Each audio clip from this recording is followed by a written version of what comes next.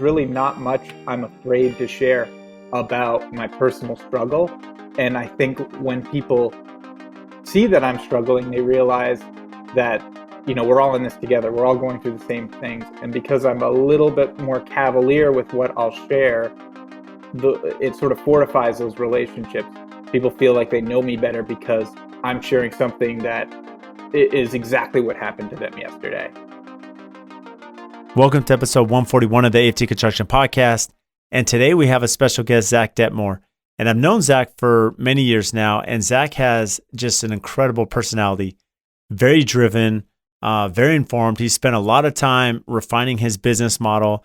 And this conversation was a lot of fun because Zach actually flipped the script a little bit. He interviewed me for part of it. And so we went back and forth. And Zach has built an incredible business. He's super organized, very detailed, especially when it gets into scheduling. He understands his strengths, the value he brings to his clients. And we spent a lot of time speaking about his process, how he schedules his day, how he works around content, his relationship with the Build Show and Matt Reisinger and how that came into play. And again, someone who's built an amazing business outside of his day-to-day business and what that looks like. So without further ado, let's get started.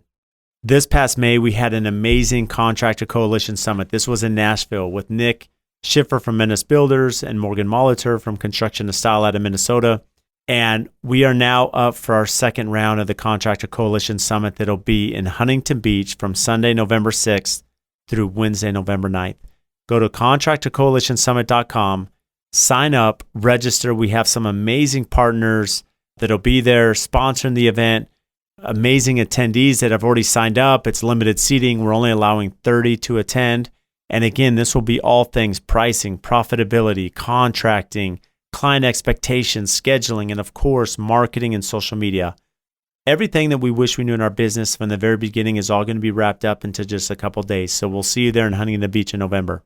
So welcome to the AFT Construction Podcast. I'm Brad Levitt, and I'm excited to bring on a good friend of mine, Mr. Zach Dettmore. Welcome, Zach. Thank you so much for having me. Yeah, it's been long overdue. I want to have you on forever and for whatever I drug my feet. And for those that do not know of Zach, he's a small-time business owner, but I shouldn't say small-time. You're big-time out on the East Coast, part-time male model, and also host of the Build Show, with Matt Reisinger. So glad to have you on. Thanks for having me. With being a guest on the podcast, you really want to get like when the podcast is peaking. You want to be like the first 6 episodes when no one's listening, right? Yeah, it's true. You want to be on at our highest point. Having Zach on, we're going to hit an even higher point. So that's good about it. Peak, it could only go down from here. Oh no, it'll go up. Zach, you have for any of you just a little plug. I know at the end you're going to kind of share your social media handles and information, but if you want to really enjoy any social media platform, tune into Zach. Like he has a ton of fun in his videos, great personality. And it's very addicting. I can watch your videos all day. So kudos there, Zach. So maybe we'll start with this. So, your company's grown a lot, which we'll get into a little bit about your growth and experience and everything. And, just for those listening, what is the duration typically of your projects? So here's a question for you that I'd like to ask. No one knows who I am. They don't care about the duration of my project. All right, I'll answer that. 2 to 8 months. So you share a lot on social media, right? Yeah.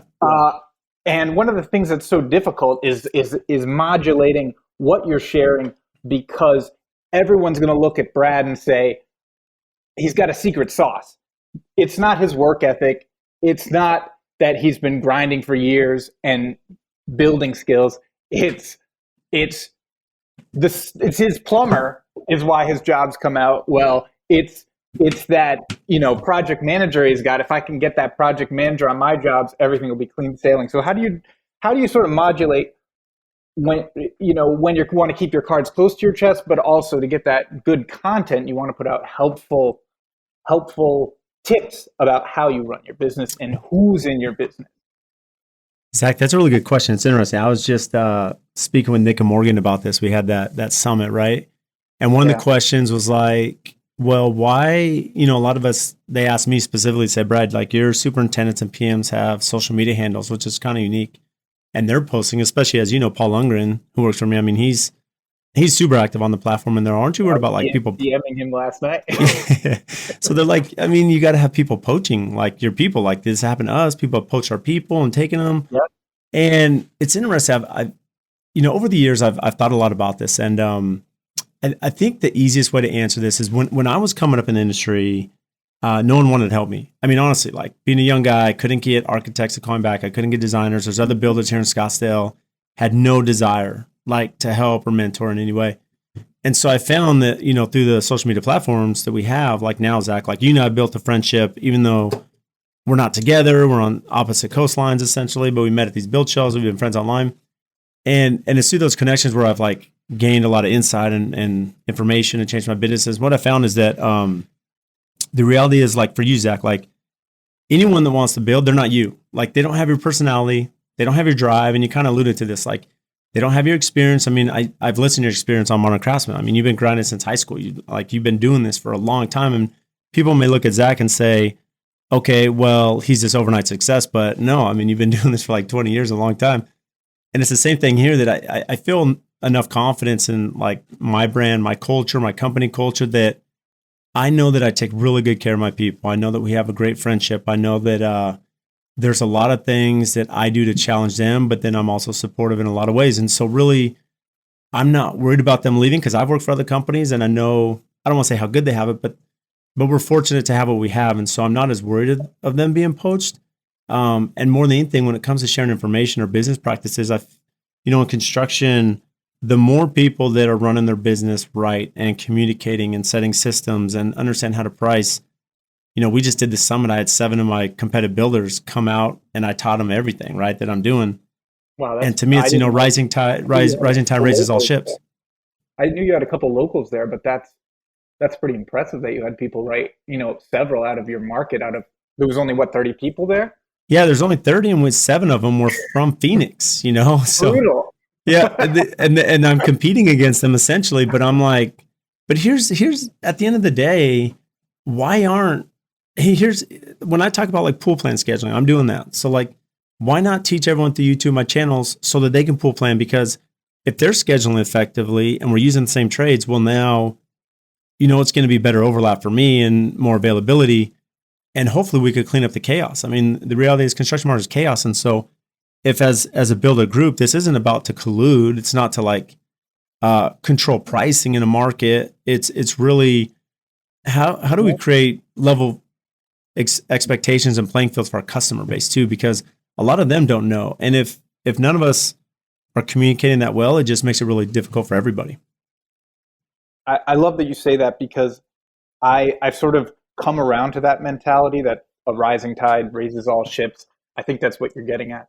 And it takes a while to sort of bring people around to that mindset that AFT is charging this price. Zach Dettmore is charging this price for a renovation, and here's why this is a justifiable price, because you're paying your people a living wage and you're managing the jobs and avoiding that chaos and offering this customer service.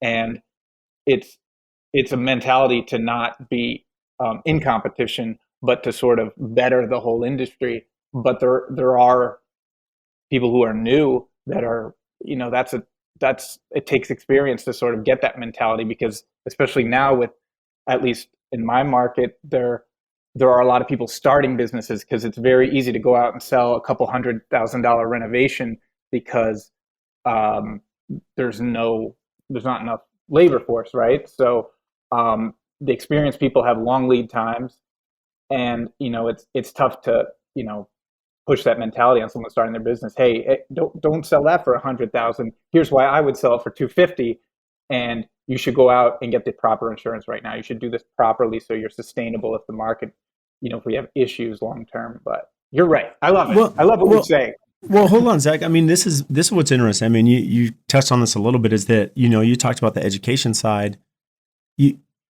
One of my issues as a contractor, at least this has been the case for many years, people are like, oh, you're just in construction, right? I mean, we've kind of had this mentality, maybe low end of the totem pole as far as, careers, and people are realizing, I was just a guest on another podcast, and there's a guy, he goes, blue is the new white. And essentially that, blue collar is becoming the new white collar because there's a lot of opportunity in the blue collar industry, right? And Elon Musk talks about this, that there's a ton of opportunity in blue collar, and people are realizing that. And maybe social media has kind of helped us a little bit, Zach, where you can showcase some of the fun things you're doing. And it's a really hard business, and it's really hard. It's very complex, right? And people don't realize how complex our business is. And where I'm getting at with education is that I did a post about, the net zero house we're doing. And I don't want to say a troll, but someone had commented, and they're like, hey, you could save a ton of money. Just like, don't hire a contractor, just run it yourself, right? And it was interesting because I'm like, today, I've been in building houses professionally out of college for 18 years now. And I'm like, man, the house we built today is so much better than 18 years ago. And this has been a continuing education. And, homes today are so complex, and you can't just like have it self-managed by the trade force. And, no strike against them, but there are a lot of limitations with them and their structure of their companies, and they just come out for a piece rate, or they're in and out. And if you're not checking them and making sure things are like flashed properly and water tested, and, there's just a lot of details in our construction process. And so what I think is really great about like what you do, Zach, and the Build Show, just a plug there. And, a lot of us that we're trying to say, okay, here are some products in the market. Here are some techniques. Here are some, the education side. So what ends up happening is the clients are more savvy. And so you're creating value. I'm not worried about my competition. I'm like, well, I hope that they're, in Phoenix, for a long time, people were doing black paper, not flashing windows. And you're like, hold on, like if you're doing this anywhere else, like you'd be sued like crazy. There'd be mold everywhere, but you get away with it because it's dry here to some extent. But why not show how we're doing this? You know what I mean? No flashing on windows, pretty standard here.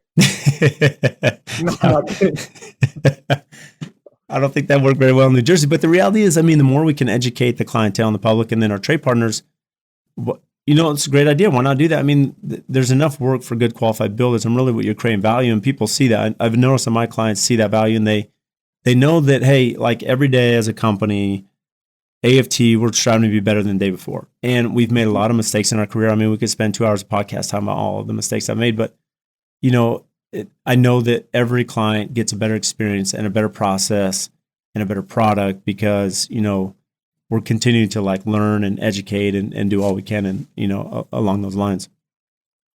To sort of wrap that up, it sort of sounds like, just, am I saying this correctly? Sort of the reason you're okay sharing trade secrets to some degree is because you want to show your clients and your competition what you're doing today. But Brad's probably thinking 2 months, 2 years down the road, this system you're sharing today is already in the process of being improved. So it's okay to share that right now. It's a great system, but it's not the last system AFT is going to have. Precisely. And this isn't like a conceited thing. The reality is they're not me, right? They're not you, Zach. Like right. I'm confident in who I am and like where we're going as a company. And not only that, it's just the pool plant, for example, like it's taken us, we've been working at this for years to like refine this process, and we're getting better, and we find another techniques. And so you're always looking one step ahead essentially, but ideally you're educating that so that people they can see it, right? And see what we're doing. And so, the reality is there is a lot, you said this earlier on in the conversation, that work ethic. I think behind the scenes, people don't see the amount of time and effort that goes into everything that someone's doing in their company. And that, that gets lost in translation because, as you mentioned, the barrier of entry is very low in construction, and people don't understand the complexity of building, and then not only building, but warranty and callbacks, and how that future continues to grow, right, with the projects you've already done. Yeah. This sort of brings me to another question. With with not showing that hard work, because a lot of what you do is going to be a very boring social media post of Brad, late at night in front of his computer sitting at a desk, right? No one wants to see this boring time lapse. I find myself making comparisons against myself, comparing myself to people like you, people who have more success. And, well, define success. Hold on. What you say, more success, but what does that mean? Because I could say the same thing. I look at Zach and I'm like, man, he's created like this amazing brand, this product, this personality on this platform. Not that we're envious, you and I, but like, I can envy that aspect of it. And I think this is a big part before even like going down the road where I assume you're going to go with this question, is that as people, we have to understand what success means. What is that? My Yeah. success may be different than yours. For some people, it's money. For some people, it's time. For some, whatever. Or maybe it's like growth of your business. Mhm. Balance sheet numbers. It's just you have to understand what that means to you first. Well, I think the thing I envy about you is when I see you playing basketball. I'm horrible at basketball. Like, I'm never gonna run a construction company, and like, it's not like golf. We'll get to golf later, but I've never tried golf. But I have tried basketball, and it's a disaster, like a disaster. So, um, I'm sort of working through my spiritual process in life. I'm trying to figure out what success is to me, and what, on my deathbed I can say I have no regrets. This is the way I wanted to live my life. But it is so hard when you're so involved with social media to not sort of take this snapshot of what Zach's putting forward. Great job, whatever it is. I'm on vacation, right? I'm not posting like, hey, I'm at the DMV, my license expired, right? So I guess just I wanted to see if you could speak to sort of um, how we do portray a certain image because we want to put our best foot forward.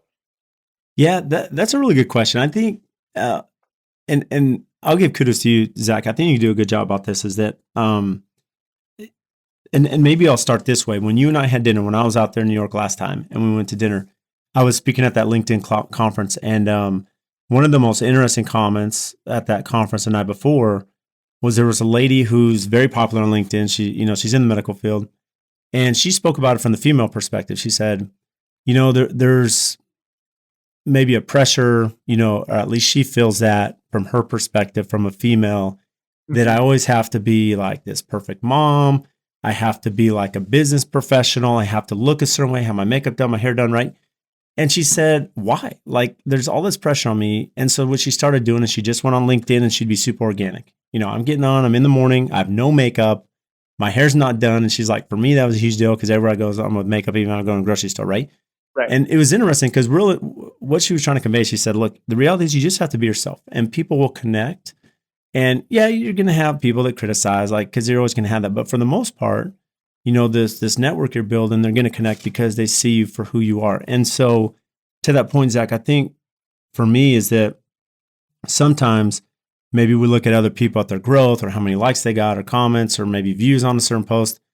And everyone's platform is different. Everyone's product's different. Everyone, what they're advertising, and then algorithms, it's just kind of a weird thing. So at the base of it, if you're just yourself, if you're a person like, this is who I am, take it or leave it kind of thing. And I think that people can relate. And what I found, and it's Matt and I have had a lot of talks about this, Matt Reisinger, and he always said, because I was always big on, Monday through Friday, and it's not really strategy, it's just kind of how we've done it. Is that Monday through Friday, most of my posts are like business related, about AFT and, our projects and everything we're doing.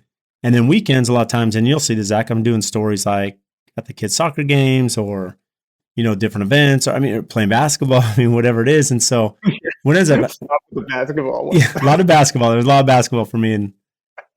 And in fact, tonight we got a big game tonight. But the thing is, like, so I do these things because now what I found is my customer base and my network, it's relatable. They're like, hey, Brad, I play golf or I play basketball, or I want to hire you because you do have a family and you have kids. And so you can build a brand around just who you are, whatever that is, in just a very non-soliciting way. Mhm. I like it. But you do that. I feel like you've done a great job and just showing the camaraderie with you and your team and yourself. And, this is who I am. And it's like, and hopefully one of these days you're going to join a country club, because I've been telling Nick within his billers, and he's like, Brad, are you serious? Like, do I really need to start playing golf? And I'm like, yeah, you have to, because that's where, So that's the question. Do I need to play golf? Is that essential from a business owner in my yeah. The it biggest is. mistakes in my career, I didn't play golf soon enough. Like, I didn't take a golf class in college. I didn't play growing up. Like, I didn't take it till I was in my 20s. And, the reality is, like, and maybe my market, well, it's not just my market. Golf is, lack of a better word, it's elite sport. There's a lot of people that have wealth that play golf. And so our clientele that you and I are looking for are in that market. And here in Scottsdale specifically, they're members at the country clubs and they play. And I've even found when I'm on family vacation, maybe I'll sneak out early morning, play a quick round, because you get paired up. Case in point, this weekend we were at a charity tournament in San Diego, Didn't you crush it at that? Yeah. Well, luckily I have Right. my brother. My brother's like super good. So he's a really good golfer. So yeah, we got second place at the in and out tournament. It's kind of their big Right. tournament. So yeah, it's pretty good. We got pretty lucky. But we went out early morning. We went out at 5 a.m. the next day and we got Mhm. on with two other guys. And one of them is this big time exec, in San Diego. The other one was like from the Bay Area, right in California. And so what I found, I've played in these rounds and like you'll just meet the most amazing people. And so it's just when you're with someone for 4.5 hours, it builds different. Then all of a sudden they're, bro, what do you do for work? Oh, I own a construction company. And they kind of look at me like, wait, what? And then we talk about it. And, for me in Scottsdale, well, we may be building in Scottsdale, moving from California. And so it's interesting. I've had leads come from golf that, for that plug that it is, that we're talking about. So, All right. Maybe I'll, I guess, what do I have to do? Start with a class or something? yeah, you might want to take some That's what I lessons should here. do. I'll just post a Saturday, like 5 a.m. story of like,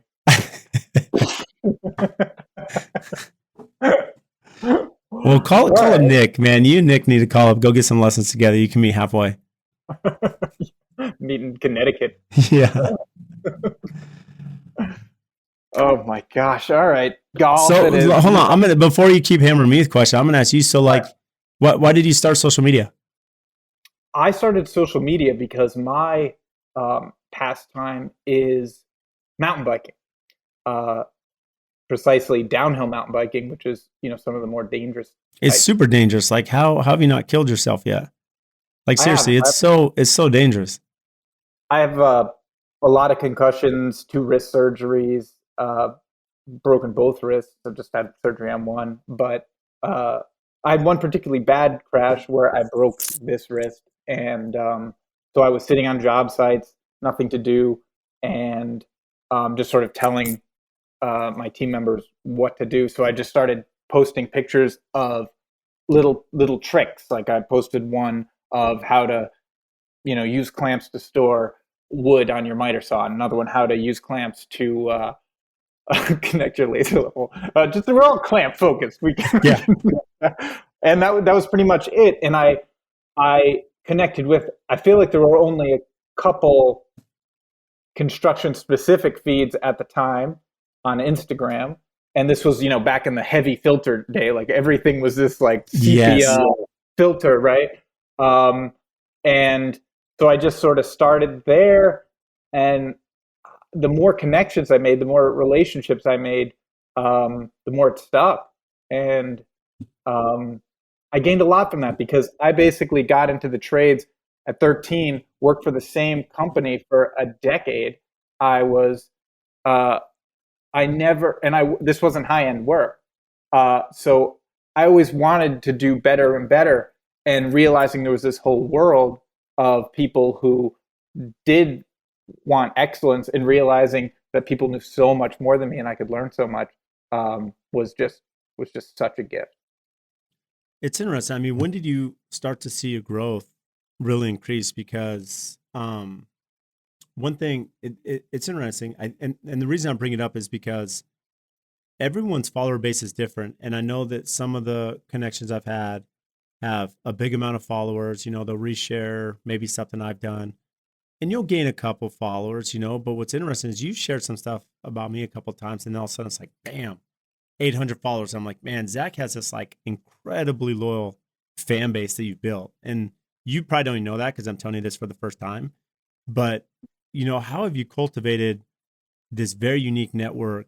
Because you have a lot of people that respect you and your process and just everything you put out on that platform. I think I think making a connection with people. So I'm a harsh critic of myself, and there's really not much I'm afraid to share about my personal struggle.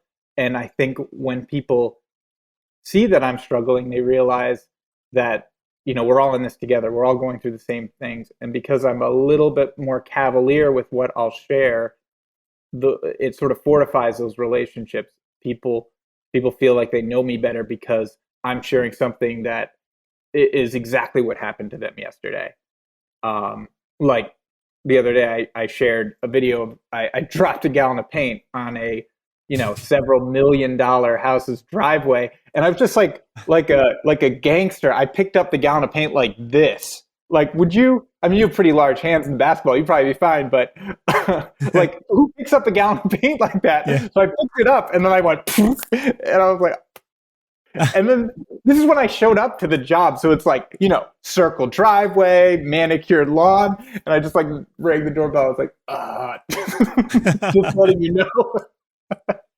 So that, I think, people see that and they're like, okay, I can trust this guy because he's not afraid to show his failures or his successes. And I think that builds trust. I love that. And you've found a way to be extremely creative. I know you had a post that's probably one of the most viral posts I've ever seen. You had like the cut edge of 2x4s, and you had one from a remodel you did, historic district, probably 100 years old, and then a new one, and you're showing the difference in grains and stuff. And I swear I saw that post on like 1,000 different feeds. I mean, everyone reshared that. It's everywhere. It's amusing now. Like, there's a couple deck magazines. It's in their brochures. I live in a county called Bergen County, and they actually have it in their textbook for training firefighters because old growth wood burns slower than new growth wood, and how far reaching that picture is just insane. And I've said, hey, you use that picture, and it's mine, and they'll say, no, this isn't yours. I got it off Getty Images. I said, well, that's my garage in the background. Yeah. Like, I've got 16 others. Yeah, but yeah, I don't know. I think that's the other thing I learned about social media is you have no idea what's going to work sometimes. I love that you said that because, I mean, the thing is, so many times we try to be, and there's, we should, how do I say this? I mean, we should be targeted essentially in how we're broadcasting our message and like content to a certain extent. But then sometimes, like you said, I mean, you have some things that'll go viral, and I've had them where you're like, I never thought that would have done anything. Like the creativity side, what made you think, hey, this is really interesting. I'm doing this remodel. I bought some new 2x4s here. Let's put them next to each other. I mean, just something that simple, the effect that it's had just in your, your branding. I don't know. I think it fascinates me. At the end of the day, construction fascinates me. How the houses go together. The fact that we're chopping trees down in the forest and milling them somewhere else, and then shipping them to a lumber yard, and then framing a house out of them, and then someone else is doing ICF, and someone else is doing it out of hemp, and someone else is just the whole rammed process earth, whatever. Yeah, it's fascinating to me, and I never really get over that. And it's so rewarding when you geek out about something very specific and you get a huge response. People who are also interested in that, like who could have thought that you would post something, a kitchen you've done, and I'm like zooming in, like, oh yeah, look at that quartz. Yeah, I've used that quartz, and oh yeah, I like. Is that a roll fixture? Oh, very, like I'm picking it apart. I'm looking at it, like, oh, look at all the pieces here. But it's fascinating. It's how is this assembled? From a young age, I always just took all my toys apart. My mom used to call me a demolition crew because I would just dissect everything, and that's how I learned. So the reason I can build a house is because I've taken them apart. Well, it's interesting because, I mean, to your point there, it's just, you said you're fascinated, which is a key word there in what you do, which I know is what creates your energy and passion for the industry and your business. But, for those that are far watching, even if we've, for most people, they're not in construction, or maybe they've dabbled in it at some point. Maybe they worked on a frame crew or the summer, like people tell us, and then, they get into their career. But the thing is, like, they don't know your business, right, Zach? They don't know my business. And so when you show behind the scenes something that's very mundane or par for the course, like where you're doing this historic remodel or these little tips and tricks, is that I've had people say, well, Brad, my job's not interesting. You're building these like amazing houses, so people love this beautiful kitchen and this huge like multi-slider, but I don't do that. I'm like, what are you talking about? I'm like, first off, I didn't start there. Let's be realistic. I'm doing this little bathroom, powder bath, just trying to like make ends meet. But I always tell them, like, you or like Kyle, who I had on with our buildings, I'm like, Kyle does barns. Like he's own, I mean, but he's so creative in like showing you the process of how he builds these things. And it's like people just don't understand what goes into the business. So as you just show these little things that are mundane or simple to you and I, people are fascinated by it because they don't know what they don't know. And then goes back to earlier in the conversation, the education side, that it's very complex to build a house, and the more information you put out there, the more that our customer base can gain from that. Yeah, there's so many people. There's for every bum there's a seat. So as much as I bet there's I bet there's a mid '80s Ram truck that has a bigger social media following than you and I put together, Right. right? And it's It's so just true. some 18-year-old posting his truck, and he's killing us. So It's so true. That's well said. So Build Show, where did that come into play? Like, how did you, connect with Matt and become part of that? I think, like you, I just met Matt at trade shows, and I've always referred to his YouTube channel over my building career, um, and respected his work. And then when the opportunity arose, they reached out to me. The only criteria I had was, hey, are you going to uh, give me any feedback at all about my creativity? Because, like, I'm a little unbridled, I would say, Yeah. right? Yeah. So, and they were like, "No, do what you want to do." So I was in, and um, there are certain people in this industry that I think are a force for good. You being one of them, and Matt being another. And I'm always down to collaborate with people who share my values, and my values are this industry could be improved immensely, and it has to be because we're working in an industry that everything has been industrialized. Our shoes, our cars, everything's made in a factory under perfect conditions, and the cost discrepancy between these things.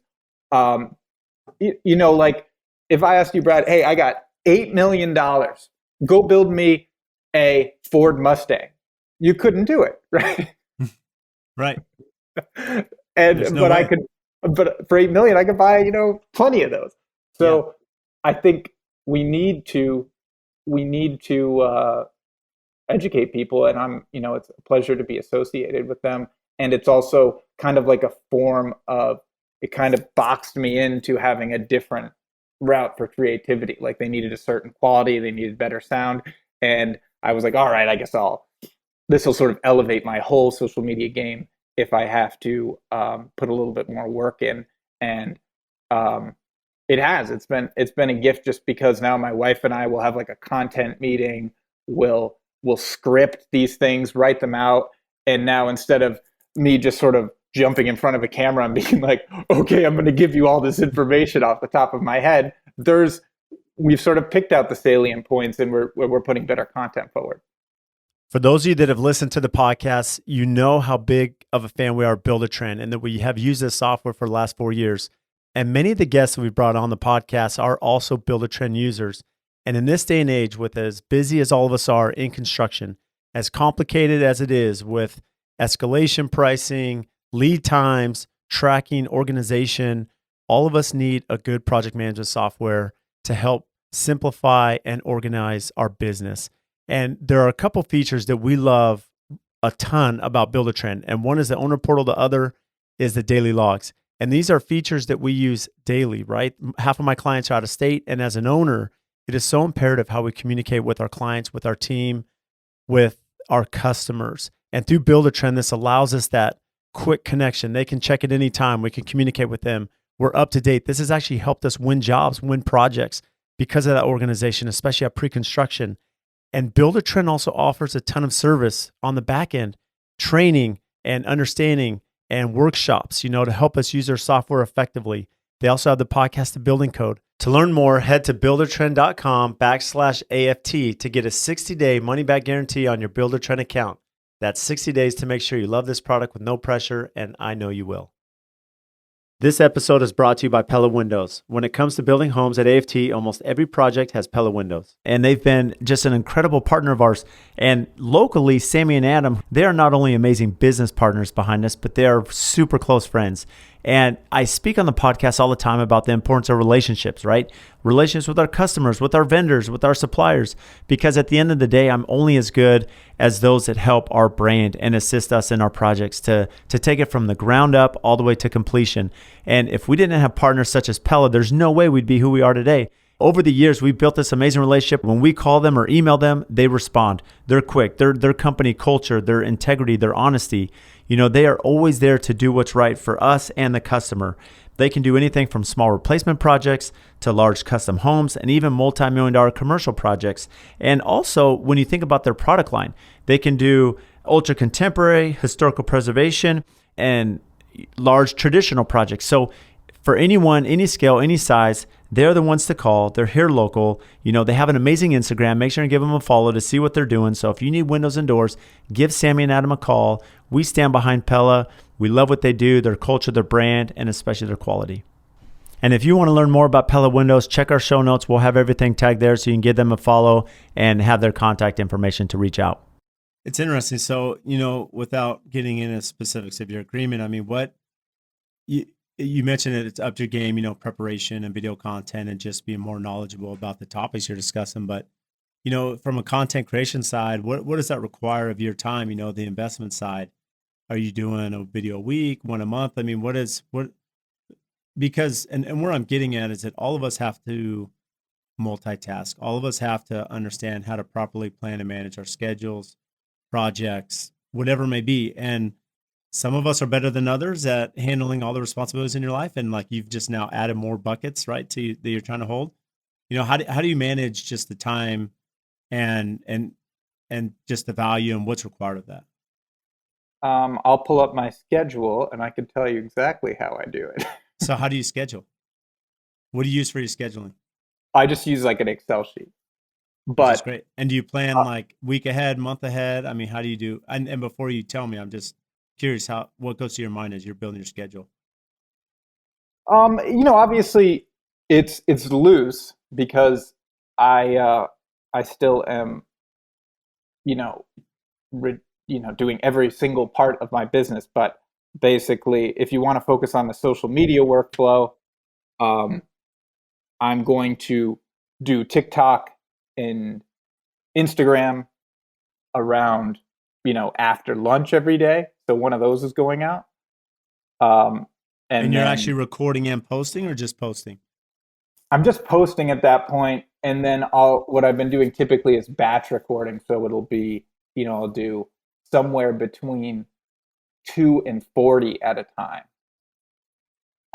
And then trickle those out over YouTube Shorts and TikTok. And so you're recording 2 to 40 like video clips?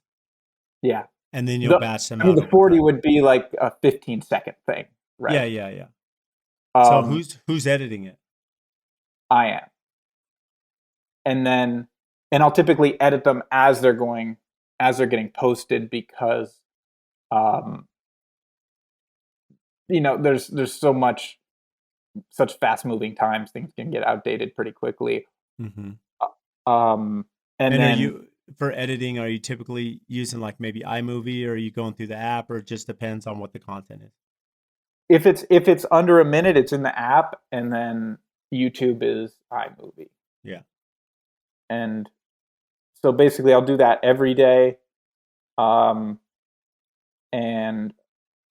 Or if I don't get it done, then it'll be sort of in the driveway before I walk into my house at 5:30ish. Yeah. And then we do like a content meeting Thursday night, my wife and I. So that's what we'll talk about, build videos, and we'll shoot typically 2 to 4 in the evening after my kids go to bed. So that'll be like an 8 to 10 situation. And you can typically tell like which ones like I'm the build. Half asleep. Yeah, the first one's really strong, and then it sort of wears off. So I'm trying to clear out space to do it in Friday, but basically, and then YouTube, I'll typically shoot 2 months worth in a day if I can. So I'm a couple months out. So that's just sort of, well, like I'm going to wait till I have a job site that's ready and I'll shoot that all, but I have enough content sort of burst out. How many YouTube videos are you trying to put out a week? One. Okay. And are you trying to play any? I don't want to say algorithm, but I mean, you're trying to keep them at a certain length, for your videos. Not really. I'm not really going after much growth because the topic I've chosen for my YouTube channel is just organization, and it's these videos are dry and boring as can be. So What are you I'm talking about? basically Hold on. So when you talked about OCD, for any of you that haven't followed Zach, I mean, you have the most OCD van I've ever seen. It's like everything's organized. It's perfect in their place. You've shown yourself at your house, like washing your van. You have, even now you have like, why am I forgetting the name? Like as you're scanning it. So like as you're running out of parts, it's like a already QR scanned. code Yeah. system. You have Yeah. like QR codes for like all the product in your van. Like it's unbelievable, the level of detail. So yeah, I mean, you use the term OCD, and what a lot of people don't know is that it's ADHD. So um, it's incredibly difficult for me to work efficiently when things aren't where they're supposed to be, right? But I'm wired to not put things back. Like, if there's a garbage can next to me for the seltzer can, I'm just going to leave it out on the desk. I've got all sorts of stuff in front of me. I've got like a wrapper. This was clean when I sat down here, right? Yeah. So, like, people without ADHD, not all of them, right? But they typically are like my wife would put things back in their place, even if they weren't labeled. I won't. So I have to build these structures around every part of my life to make me function at a high level, because it's very easy for me to like spiral to a place of no productivity. So there's I put this social media presence forward of being very organized, and I am organized, but not because I'm organized by nature. I don't know if that makes sense. It It's does. because I Well, I have mean, to be. but what's amazing is Zach, you've like mentally, we all, throughout the years, especially I'm sure if you run a business and now like you understand what motivates you, understand what, what's not success, but how you organize your day and your schedule and everything around you. And so for you understand, hey, if everything has a label, then it knows where to go. Otherwise it's complete chaos. And so understand that structure will now you build around it. Exactly. And I see a lot of contractors struggle with this because I hear this belly aching like, why don't oh, my employees would never keep a van that clean. My employees would never put things where they want. And and I just said like, well, of course they're not, because you have this where things go in your head. I spent 10 years being a helper, and it was chaos, and my employer knew exactly where things were, but I couldn't put things back where he thought they were. There was no system for them to fall into. And so I think that's so commonly overlooked, and it's something I'm so passionate about, because when people figure out that, oh, if I want to build a successful business, I need to develop systems. Once they figure that out, all of a sudden there's a lot more profitability and success in putting those systems into running for example, I'm sort of diverging here, but say I run a company that self-performs, like I have. So we do painting and we do carpentry. We do the whole bit on a high-end remodel. When people like me realize that, they say, wait a minute, I should just become a project manager because I'm hemorrhaging money teaching this painter how to tile a floor. They're going to be incredibly inefficient at it. I'm just going to put these systems in becoming a very successful project management company or management firm. So what I'm passionate about is, hey, we're going to systemize the mundane. We're going to show you this is how you put a tile down correctly right the first time, because I love the work itself more than the business. And I'm sort of realizing at this point in my life, like, hey, you should probably hire someone who's as excited about building the business as you are about like these tile spaces. Well, that's what makes you that successful CEO, is understanding, again, your strength and like always hiring and speaking about hiring, you always hire someone that's better than you at a certain task. And I can't remember where it was, but someone was just saying, they said, they had heard someone teaching and they said, if somebody can be as 60% as competent as you at a certain task, that should be delegated. And I'm like, 60%, like that's crazy, but that's really how you can start, building this core. But going back to your point, I mean, the reality is to be successful, especially as a business owner, and you've done this, Zach, is that from the employee aspect, you mentioned when you're in labor, you didn't know where to put things, you didn't understand the process, and so it's just complete chaos. But as a business owner, if you're creating clear expectations, right, for your employees, like what their scope of work is, what they have to do, what they have to perform, how they install tile, how they paint to your standard, and if it's all very clear, or in other words, they go to the van and everything has its QR code and they know where it goes and they know the exact spot, it's going to just breed success because they can come to work and they know how to be successful. It's not just, hey, I need to get inside Zach's brain. No, it's just the biggest weakness, and I think this is a strength, and you've explained this very well, is that to be a successful leader or mentor or business owner, like you have to be able to set those clear expectations and guidelines, and then people really understand what they should be doing. Yeah, I think you're right. And you had a guest on who had said it nicely, who said, taking those speed bumps out of a process. I think they said Yeah, something like that, right? And yeah. that was such a great way of thinking about it. Like an employee can figure it out, but if you can take those obstacles out of their way, they will figure it out quicker and more efficiently. So Um, how so how involved is your wife now in the business? um, she is certainly more involved uh, than ever before. We sort of, when we had children about 2.5 years ago, she left her job because we were like, oh, we'll just take it easy for the next, um, you know, see how many kids we're gonna have. See how take it easy How many are you gonna while have? 14? I think I'm going for two. We're done. We're done.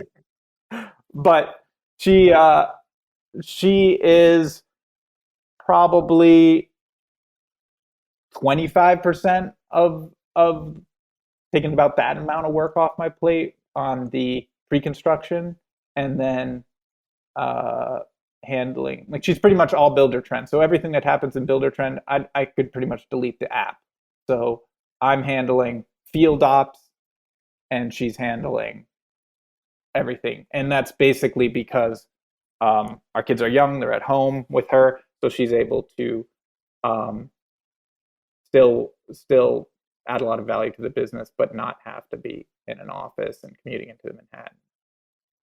Which is good. I mean, it's important, especially that she could do both. I mean, how difficult has it been, just understanding that integration and communication and like separating, those responsibilities or roles of the business aspect?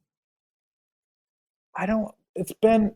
I think I've only realized this year how horrible I am to work for.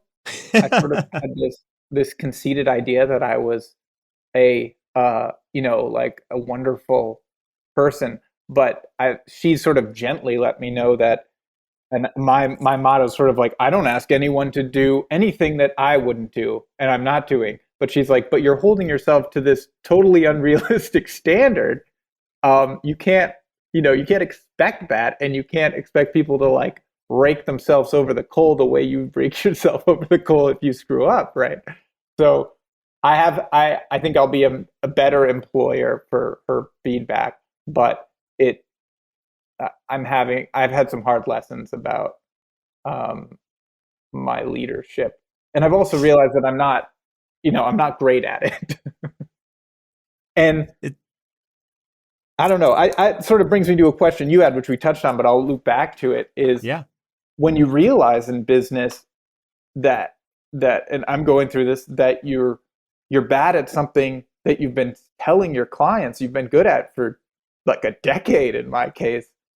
One, how do you sort of grapple with the ego hit? But then how do you seek out, for example, I'm looking for my first project manager. I've always done that myself, but I've realized, hey, someone could do this better than you. Someone's been educated in doing this. Um, and you're not an expert at this. You've done it successfully, but boy, did it take a lot more of your energy than it needed to. How do I seek out and vet someone whose skills are outside my ability to comprehend? Yeah, that's a really good question, Zach. I'm trying to think the best way to answer that. I know hiring is something that we spend a lot of time on the podcast, just speaking different practices. How do you find people? How do you find talent? How do you make sure the person's the right fit? One thing I'll say, and this is like Disney's motto, is that it's like you hire slow, you fire quick, right? And so their whole thing is you vet them through this long process. It's very difficult to get through, but then once you're through, it should be good. Otherwise, you fire them immediately. You don't drag your feet. And I'll give one good example just on like bad hires. I've had a couple, and we've been very fortunate, especially I think in the last like 4 years, I've only had one person leave, right? And it's for another opportunity out of state. But we've been pretty good at retention. But early on, it's something we really struggle with, getting the right people on board. And I had Jeremy Anderson from Traeger, Jeremy Andrus earlier, one of my earlier episodes, and he talked a lot about company culture. And he said, it doesn't matter how talented the person is, if they're not great at company culture, it doesn't matter how much value they bring, like you can't have them on board because they'll just ruin the camaraderie in the team. And so I found that a lot of times, like to your point, Zach, we're like, okay, I need this amazing project manager, that has these skill sets, maybe has this, they're savvy with technology or communication or how they run everything. And yes, that's really important, but how does that personality integrate with the company, right? And with everyone else that's there, that's with Zach, with your wife, your employees, like how does that person come in? And so I found that experience is really important for those applying, but it's not everything. And then when you open up that net to, okay, we've been fortunate now to have, success on different platforms through social media. So now we've met some great people like Paul, who's come on. And so like Paul, he, he had his own company. He had never been a superintendent. So he had never been like a manager, which is, I'm putting on these like super complex builds, right? Yeah. And so I told him, I'm like, hey, Paul, and I use this example with him and he's totally fine with it, is that it's like drinking from a fire hose. Like you're going to come on and I know everything looks great on Instagram, social media, but it's really hard. Like what I'm going to ask of you is really hard and it's going to take a toll. And there's going to be days where you feel like giving up, and whether it be backlash from subs or the client or both. And he said when he first came out, that's how he felt. But so a lot of that was vetting him, understanding him and say, okay, well, Paul, there's a lot of things Paul brings to the table, right? He's a company man in the sense that, hey, he's big on the branding and the value system we have at AFT. And here's what we're trying to achieve. I'm going to help our company get there. And, he gets along great with every member of the team. And so bringing like someone like that, well, yeah, he might have some deficits here that we'll work on and train, but he has some strengths and now collaborate. And so I think with hiring, you have to look a lot bigger than just a specific role. And then more importantly, just create a product that person believes in, and then create an avenue where, as you mentioned, Zach, where they have a scope of work or understanding of how to be successful in that role and how that baton's moved. And if they understand that and culture, then you can really build around that. That's well said. I mean, have And you hired? It's not like you've been. What have you done? Because I mean, what's the size of your company right now? you want a surprising answer? Yeah. I got rid of everyone in So my it's just company, you. so it's just me right now. Starting the beginning of this year. And the reason I did that was twofold. One was because I was sort of a little bit burned out. I from sort of 2 years of sort of navigating COVID and running these projects. I was just pushing really hard, and I said I'm going to give myself a year off to sort of find myself and recenter. And the other thing was I was not able to.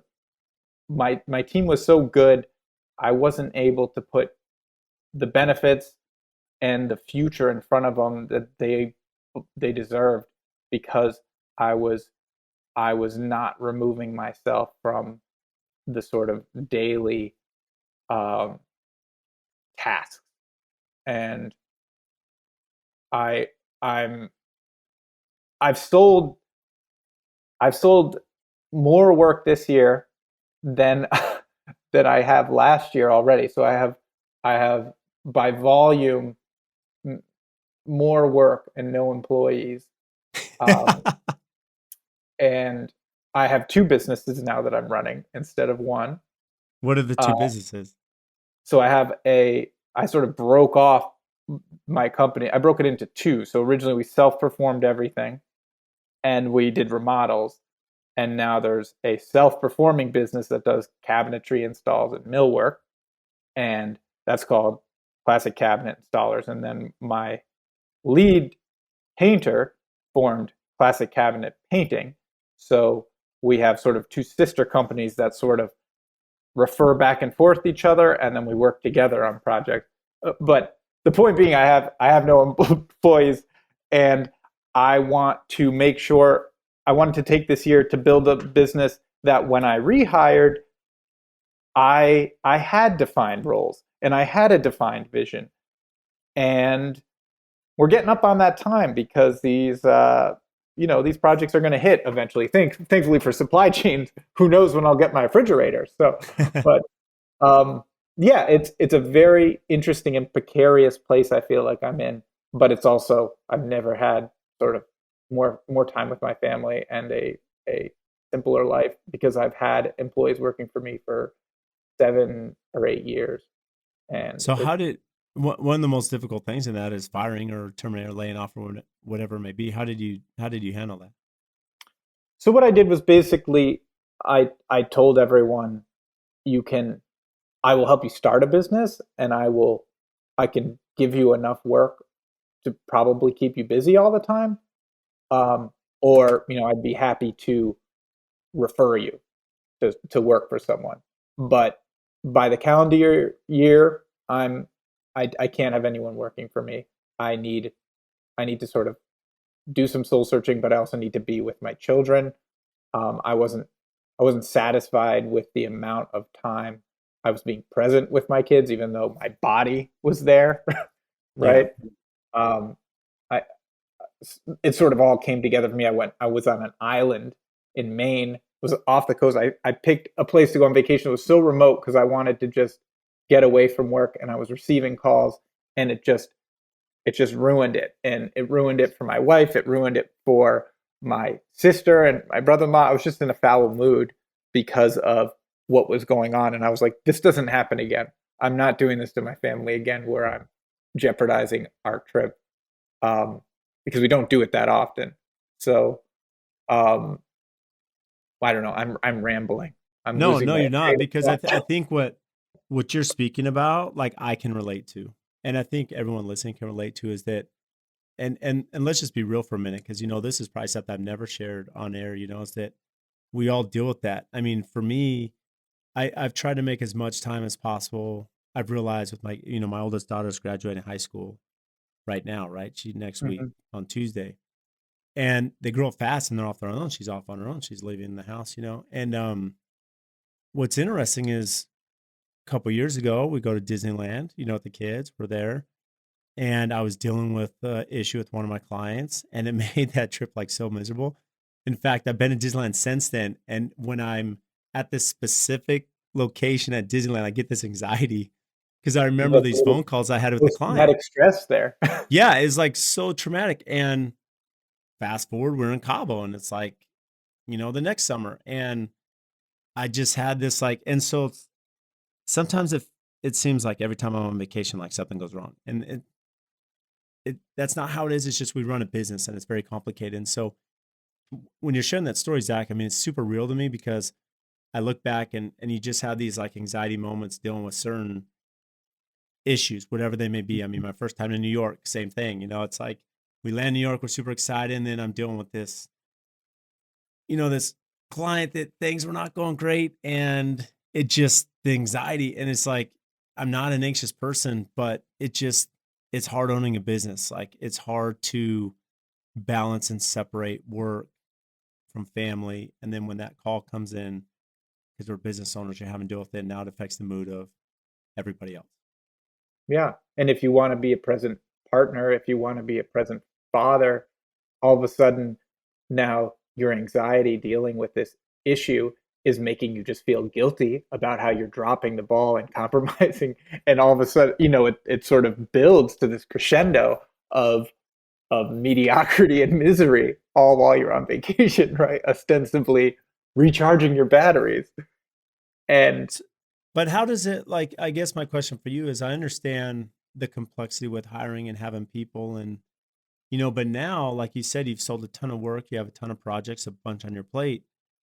Now when you go on vacation, you don't have essentially a delegate. I mean, how do you manage, that aspect of it if you do have clients call, no one's there, and now it still could disrupt the mood, if you will. I don't know. I honestly, I was apprehensive about being on this podcast because I've listened to it and I thought, wow, there's so many people giving so much advice.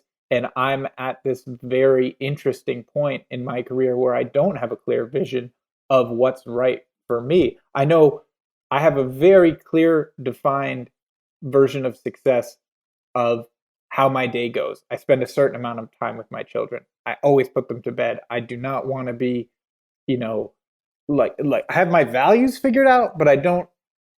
I. Well, I'm going to interrupt you because, I mean, when you speak about values, Zach, and if I interrupt you, is that even when you're going through your schedule and I watch you, I mean, for those that, are watching YouTube will see it, but those that are just listening, Zach's looking down, he has a schedule in front of him. I mean, you have this extremely calculated process of my organization. Here's my process on my truck. Here's the cleanliness, but here's my schedule. Here's when I'm doing video content. Here's how we have a time with my wife on game plan. So that is value because most people aren't doing that to some level, whether it's Excel or whatever they're using to organize their week. Now, it doesn't mean, look, I think it's simple to sit here and say, hey, through AFT, I have everything figured out. And I don't. We have 16 employees, but every day is very complicated. And every day we're putting out fires. And, Mhm. you're trying to not just put out fires, but you're also saying, well, how can I prevent this fire from happening next time? And so this is a continual process for you and I to figure out our niche and our business strategy and uh, our life plan. What's the next 5 years look like? But the thing is, there's a lot of value you do, Zach, that you bring to the table that you offer, and it's things that we can implement and say, well, how efficient is my scheduling process individually? How am I managing my time, and is that the most efficient way to do it?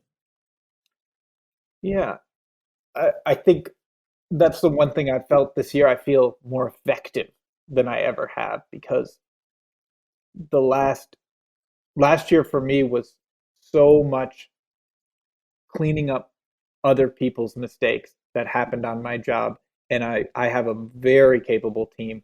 I have a very capable subcontractor group, and I have very understanding clients. But design items change or supply chain things don't show up, and scheduling subcontractors is very tough right now. And there's, however wealthy my client is, there are wealthier people who are paying more. So it's tough to sort of play this game where we feel way out of whack with, like, did we really just spend that much just because I wanted to keep my timeline? And I'm fastidious about timing. I'm really weird about like going over time. So I don't know. It, it's it's a very strange place I'm in now, but I don't know how I'm going to figure it out. But I I need to I need to have a little bit more organization so that I don't, even when things are chaotic, I feel like I don't need to solve them, and I don't know how I'll get there. Yeah, but to your point, you said you're more effective than ever, and I think that can easily be lost in translation to someone listening. Is that there's one thing to be organized, there's one thing to categorize everything in your business and scope, but to be effective and really be efficient, right? That's that mixture that separates you from everybody else, right? Is understand the confidence that, hey, I'm more effective because I'm more effective than you because, like, I just am, or I figured it out, or I've had the secret sauce, whatever it may be. And so if you can become effective, well, now you can build on that, right? Because that's the core, that's the base. So Hmm. for you, Zach, I mean, just to explain, I mean, what is the scope of work on projects? Especially being a one man band now that you're doing the business development and marketing and video content and estimating, and you're out there in the field. I mean, how much are you self-performing now? How much are you subcontracting? I mean, how has that model changed? So now we're effectively full sub on the construction projects, but I will subcontract to my other business. So Yeah. I'll hire myself basically to do parts of the project that I feel are more efficient or better done by us. But the Dettmore home improvements, that was lump sum. I've always been fixed cost is gone. I'm either charging a project management fee or I'm going to be cost plus. The reason I haven't switched to cost plus yet is because, and I'm sure you know this too, there's a big learning curve there, and there's a lot of financial tracking, and I don't have the time right now or the experience to really nail that. So I've sort of transitioned to more of a project management fee, and and and that has served me well. And it's surprising that it served me well in the fact that having a little bit of disconnection from these very expensive materials really makes me feel a little bit more objective when I'm saying, well, do you see the value in this $50,000 fireplace? When it was lump sum, I always felt like the clients were like, you're telling me it's 50,000? What does it really cost that? And I'm like, it's 50,000. I don't know what to tell you. So there's something very freeing about that I didn't expect. But the scope of work, I'll be managing it. My plan is to bring someone to handle the project itself so I can sort of deal with crises or complexities, and really get stuck into the details that I enjoy with a tool belt. I don't ever see myself not self-performing a certain aspect of the business, but I would love to make a hire,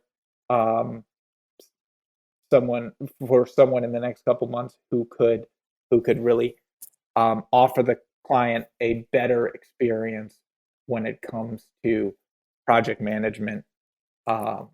Because if that's off my plate, I can really expand the business a little bit more. Well, you touched on this, and for those that aren't as familiar with cost plus or lump sum, essentially, cost plus is you're showing, typically you're going to have like a monthly management fee or time card or whatever it is you're paying, for the management, plus you're doing a cost plus. So it's at your cost, you're sharing that, and then you're doing a markup.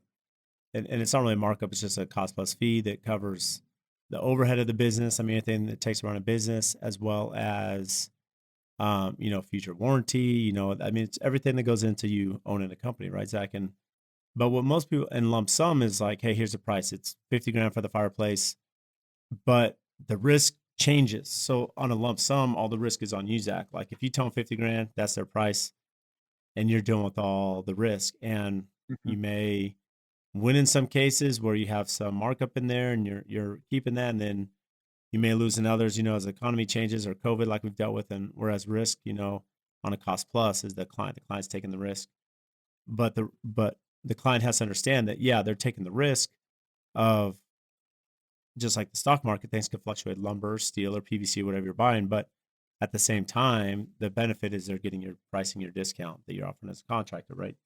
But where it's really difficult is cost plus is, and it took us as a company quite a while, a lot of networking to figure out how to run this properly. But the reality is there's a lot of paperwork, because I have to show every single invoice, every document, every lien waiver, everything that goes on every single item that goes into this custom house. And you're always in arrears, so you're always behind, because I can only bill as I get invoiced. Right. And so your WIP, your work in progress, is always behind. And and there's a big burden there. And so people have to understand that going to cost plus, it protects you as a contractor to some extent. But there's going to be a lot more labor, to generate those pay applications, build a client, and track everything. Yeah, I have noticed that. It's weird. I haven't noticed until you just said it that I was like, I have noticed I have less money all the time. Like I always have less money. Because you're always behind. Yeah, I'm always just like, why is there no money? Yeah. But because the thing is, always coming. but it's like, where is it? Yeah. And so you're at the mercy, like for us, we're dealing with banks in a lot of cases. Even if our clients have cash, they're going to leverage, interest rates that are now increasing, but they were low for a while. Is that you're doing the work for an entire month. You're sending the bill. Your cost plus is just your fees based on whatever work was complete. And the Hmm. subs don't invoice. I can't put that in the pay app, and so it's not included. And so then I'm really behind if they don't bill me. And it's like you said, you're like always behind. And so you have to either offset that with deposits, because at the end of the day, Zach, like you and I are not bankers. And I tell my clients, I'm not your bank. You need to feed the meter. Like if you want this thing, I feed the meter. It's the same thing. My subs need to be paid. Like this is how this works. And I know we want to string the contract all the time and string people out, but you're taking away any power I have to get people on the job site. Because if you're not paid, a lot of the companies we're dealing with are pretty small. Hmm. So then from your side, Zach, I mean, just you broke apart your operation a little bit. So when you're self-performing, and you mentioned the company setup, which I think is really smart for anyone that's self-performing, and this is really good value out, whether you go to cost plus, lump sum, whatever, having a separate LLC or entity that you're paying yourself, just like you'd hire a painter or trim carpenter, you're paying yourself. And so now you're allocating that cost. So you can diversify your costs in your LLCs, which is extremely bright. It's very smart to do that. And so just there's some value right there you just shared, right? But what you're doing trim, carpentry, paint, cabinetry. Is there any other scope? I mean, you mentioned tile. Are you trying to do tile anymore, or are you subcontracting all of that? So yeah, that'll be pretty much be all sub. So the cabinet and millwork install business just does cabinetry and millwork. And then my former employee, started um, like a sister company, has the same name, same branding, but so he tackles fine, high end finishes. So he'll do all of that. Not my like wall painting, but built-ins or accents or any sort of detail work. But pretty much, I've got a rather extensive full house renovation, so I will perform um, probably the millwork installation, and I will perform probably setting some of the windows because I want those to be right. Uh, and then I'm going to there's some technical details with some of the framing that I'll handle, but I don't plan on doing anything aside from that. Um, and then I'll probably be putting toilet paper holder on, stupid things like that that I Yeah, can't find good anyone old bath to accessories. do. But that's how I'm going to handle these larger projects, and um, and then we'll still be on the cabinetry side. I'll probably hire someone to be installing, who's just doing that, a carpenter. But right now, that business is only filling maybe 2 or 3 days a week. So there's not a full time position there yet. But Yeah. I only need one or two more vendors to fill that schedule. Hmm. So what's your ideal client? Like, who are you selling to? So typically, my ideal client is someone who's renovated before. You're not going to hire me if this is your first time. Um, Someone who is going to stay in their house long term, because I always tell people, you're only going to see the value of my work in a decade when compared to my competitors. It's going to look better in a decade. It's not going to look necessarily better in a year, because all the materials we specify, they they don't deteriorate the same way. And not all my competitors, but sort of the New Jersey standard. Right. So I mean, like an investor who's like trying to do a flip, you're not. There's not a huge benefit hiring you, right? You're looking for someone who this is their primary or an important residence to them. Yeah, that I talk with 40-year-olds, and I say, let's talk about grab bars, let's talk about blocking. All right, how long are you going to be in here? And they always like laugh about it, and they're like, well, ha ha ha. And I'm like, well, not really. Are you serious? You want to be here? Let's get some lighting in here. Your eyes aren't gonna. Yeah. You can always dim it down, but you want to cut out the ceiling, and that I'm going to come in here. This is going to be built right, and if trend changes and you want to rip it out, that's fine. But if you don't want to rip it out, it should still be functional, and I'm going to build it like it's still going to be functional, because and I'm also going to push them to shy away from exceptionally trendy things that are going to be dated instantly because we rip out a lot of these 100-year-old subway tile bathrooms. They're well built, so they lasted 100 years, but also they weren't super offensive. They weren't pink. They weren't uh, loud or obnoxious. They were sort of a generally good layout, and they lasted 100 years. And let's try and give you something that is high quality, and you know architecturally significant enough. Bring in designers who are not copying what's sort of trendy, but gifted at what they do, and building something that's different enough that it's going to stand the test of time. So Amazing. anyway, people are going to be there for a while. That's it, and they have enough money to see that investment, see that they're going to save money in maintenance, and you know. Well, you've done a good job, not just explain that here, but really setting that precedence. I mean, I'm always curious to watch other profiles to see how they convey that value or, the quality and detail. And you've done a great job how you showcase just the level of detail that you go into in all of your projects. And you work in much more complex renovations than I do, at the year of homes that you're in. So what do you do for fun? I mean, are you still mountain biking? I do mountain bike. Luckily my best friend, who we've been mountain biking for years. There's three of us. We've been mountain biking since we were 12. We all had kids at the same time, so now we're mountain biking around with the kids and stuff. But the mountain biking, a lot of hikes, learning, figuring out how playgrounds work, all that young kid stuff that you do. But pretty much anything outdoors. That's my jam. And pretty soon set of golf clubs. I guess so. Yeah, I'm going to try that. I'm surprisingly into theater and the arts for a construction worker. To do a It's lot of that, amazing. a lot of What museums. does that come from? Childhood, your wife? I mean, what's the influence, or just you? Yeah, my dad's an artist. My mother-in-law's an artist. So that was I I don't do Been around it. sports at all, but I do. I know probably 40 musicals by heart. That's amazing. So, what's upcoming and exciting for you, Zach?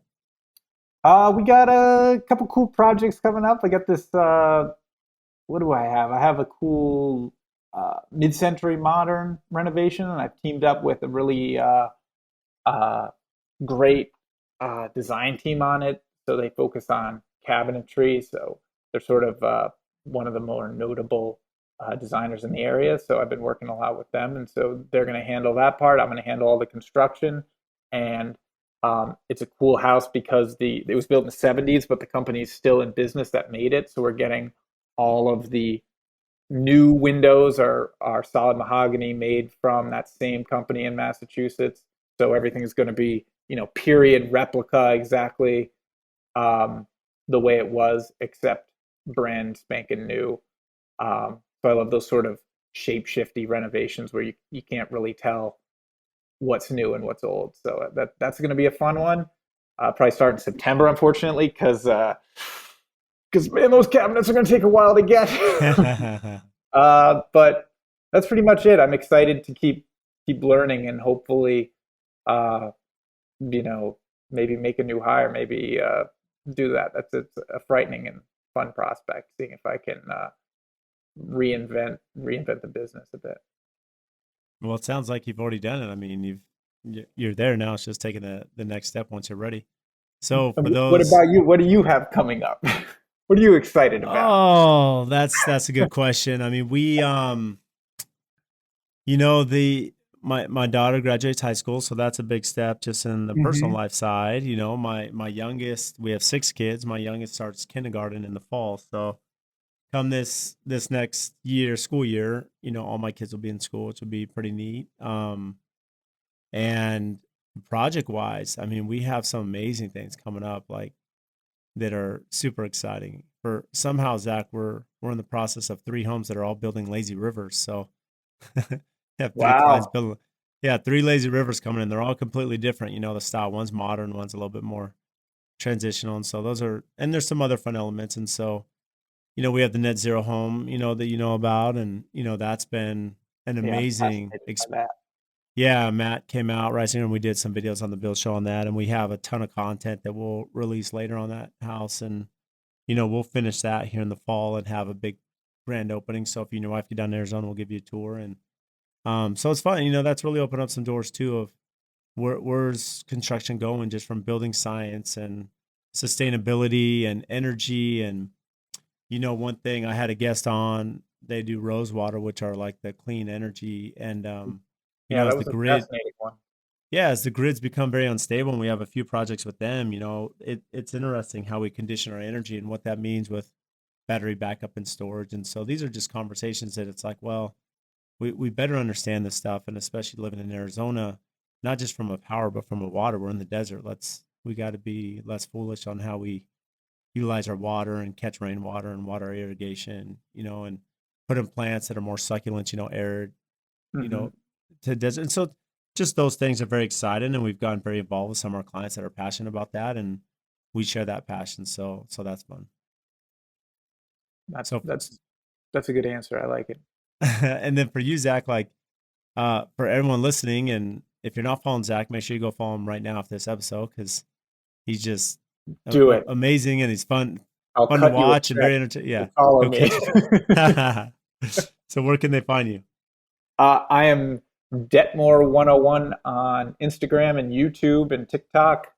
Um, yeah, that's pretty much the only way to find me. Dettmore.com, and that's it. It's if you're looking to hire me, it's DETT, not debt as in going into debt.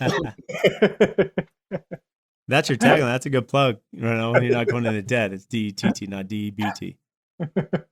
Well, you've been amazing, Zach. I can't thank you enough. It's been long overdue. I've been excited to have you on today. So thanks for making time. Well, it's a pleasure. I'm a huge fan of you and the show, so it's an honor. So thank you all for tuning into the podcast today. And just as a recap, if you check the show notes, they're just going to have all the links for the topics that we discuss. And also one of our favorite features now is the chapters that go through the conversation. So if there's certain topics you want to revisit or listen to, they're outlined by the time that we discuss those. And again, we can't thank you enough for all of your support. Please make sure and download our podcast, subscribe, give us a 5-star rating and review wherever you download your podcast.